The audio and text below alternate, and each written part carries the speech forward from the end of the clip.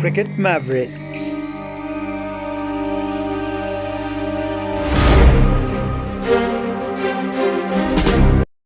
India began their campaign with a wonderful performance, a clinical performance, defeating Bangladesh at Dubai with 6 wickets. Um, Obviously, the campaign started with Bangladesh batting first, and the match was literally lost when they had lost 5 wickets at 35. The game was done and dusted there and then. There was obviously some performance put up by the Harid Roy, and he put up some resistance against the Indian bowlers. But as soon as he reached century mark, obviously the cramps in his body did not allow him to go on, carry on, play a longer innings where he could have perhaps got another 20, 30 valuable runs for Sri Lanka on the scoreboard, which could have created a bit of a tricky kind of a challenge for the Indian batters, because we saw that on this wicket there wasn't it wasn't that easy to bat on. The ball didn't come on to the bat that easily. I mean, the Bangladeshis did really make a mess of uh, how they proceeded, how they began their proceedings when they batted first. There wasn't that much of a sideways lateral movement, and there were a lot of soft dismissals. Mohammed Shami was returning back from an injury, and to be honest, you wouldn't have expected him to taken 5 wickets in his first outing, having returned back from the injury. But it goes to show the caliber of the bowler.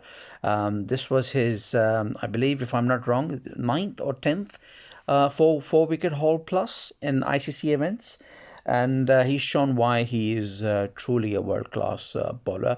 India may be missing Bumrah, but in the shape of MohammedShami, they still have another world class bowler, and their bowling attack is well within has a good fine balance, supported by a newcomer Harshit Rana, all-rounder Hardik Pandya, of course, and their spinners Kuldeep, and of course the other slow left arm spinner Ravindra Jadeja.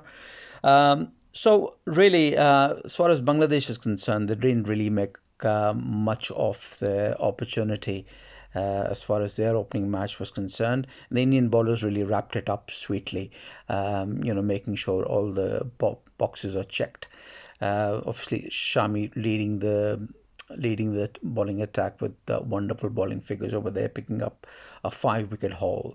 Harshit Rana 3 wickets, and Akshar Patel taking 2 wickets with a bit of a drama over there. So this was the first match of the first match at the Bay. As far as Champions Trophy is concerned, the Indian batters obviously came out and put up a 69 runs opening partnership, making sure things were steady and solid, and there's no panic setting in. The Bangladeshi bowlers did pick up a few wickets. The first one to have fallen at 69, and but there was just not enough wickets to create any kind of panic. There was a drop catch of KL Rahul, and then there was also another missed opportunity where KL Rahul could have been run out had the ball hit the stumps directly, but it was a missed opportunity as far as the Bangladesh fielders were concerned and the team on the whole. And at the end, unfortunately, missed opportunities. If you miss catches, if you miss run-outs, it will have an impact on how you would create any sniff of a chance of winning. Once again, Indian batters, solid performance, especially from Shubman Gill, who has a background of solid performances, and he's continued that purple patch, coming up with his 8th century. He's got 15 half centuries, and he had 7 centuries prior to this match, but this being his eighth. I was quite surprised when I saw that he had scored 65 runs off 90 balls, and that reminded me of Babar Azam's innings yesterday, because he also scored 64 runs off 90 balls. But it goes to show that the wicket wasn't entirely a batsman friendly wicket, and it did create a lot of difficulty. But credit to Shubman Gill that he stuck around and he made sure that the scoring rate, mind you, they were not chasing a huge target. They were only chasing 228. But he stayed till the end, made sure that he didn't give his wicket away, got his century, and made sure that India went over the line with about approximately overs to spare in the end, bringing India a well-expected victory and 2 points on the points table. This is the scorecard summary of the match. Goes to show the players and their contributions from both the sides, bowlers and batsmen. Obviously, India coming top with MohammedShami amongst 5 wickets, Shubman Gill with a century, and deservedly Shubman Gill winning the man of the match. And he's one to watch out for ICC event this Champions Trophy. He continues in this form, and there should be no reasons why he couldn't run away with the man of the series award in this Champions Trophy. He really has shown that he's the next superstar of Indian cricket once Rohit Sharma and Kohli retire. Rohit Sharma obviously asked upon what kind of wicket would be prepared for the upcoming clash against Pakistan on Sunday. Obviously, he said, I'm not a curator, and but more or less the wicket will be generally the same. They don't expect a lot of difference. You don't normally find a lot of swing.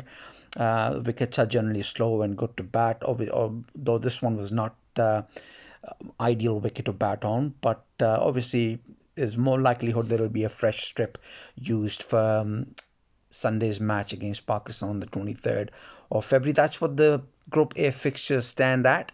2 matches completed. Next one coming up will be the big one of this tournament on Sunday. India and New Zealand take 2 points.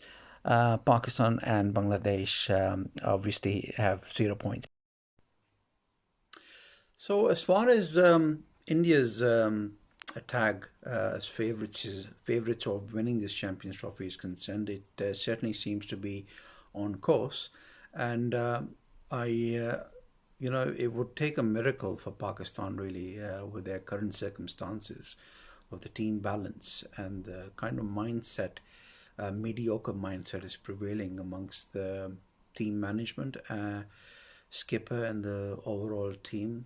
It would take really some sort of a miracle, a 1 or 2 plays odd performance, which would really make a huge difference. Otherwise, as far as the cohesion of or should I say the mechanism of this team is concerned, I don't see it anywhere remotely, on par with the Indian team or New Zealand. We've already seen a hat trick of defeats against them or any other team. Yes, they have got some wonderful bilateral series victories behind them lately. I mean, they won 3-0 against Australia. They won 3-0 against South Africa. But those victories were based around Saim Ayub's wonderful performance, and there's some other players that you played in that series. Whom you haven't included in the Champions Trophy squad. Players like Sufyan Mukim. Yes, he has only played 1 match, but he showed a lot of promise. Abbas Afridi, as I mentioned in my previous video.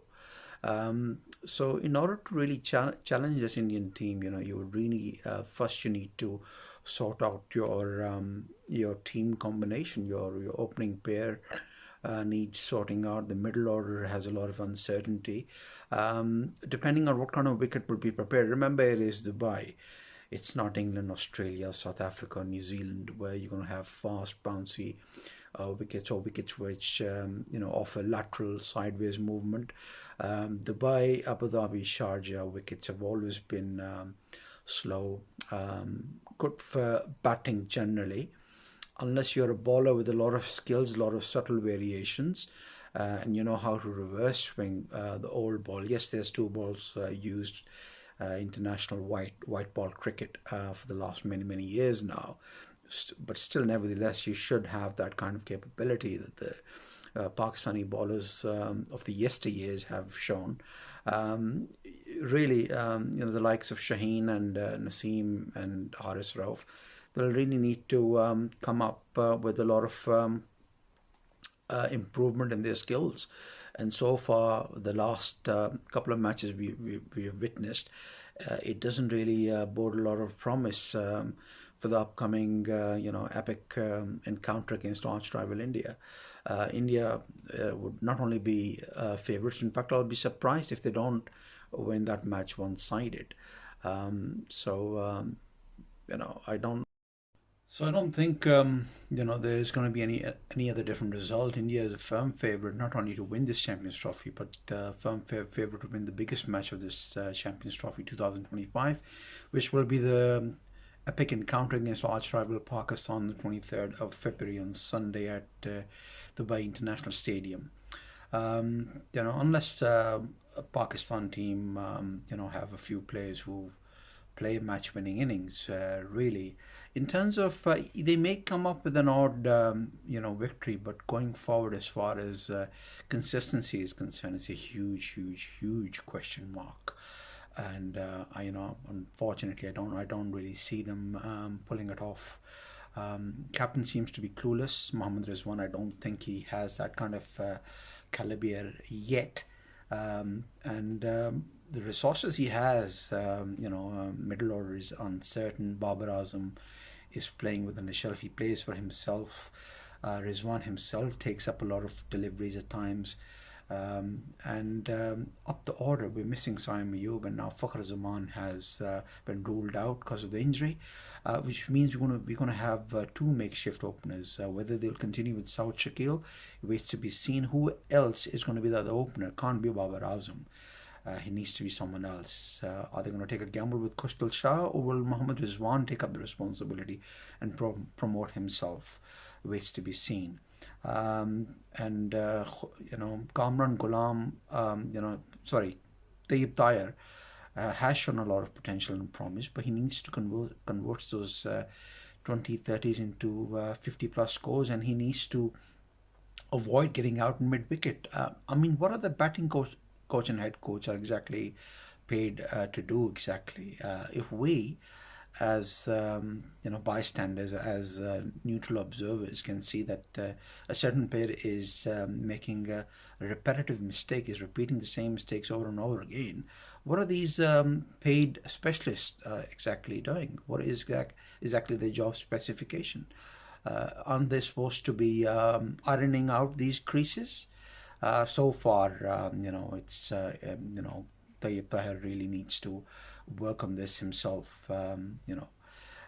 Bowling, enough has been said. The fifth and sixth bowling options, part-time bowlers, Salman Ali Agha and Kustal Shah may be doing a decent job, but Pakistan needs a fifth bowling option which can take wickets and not just contain.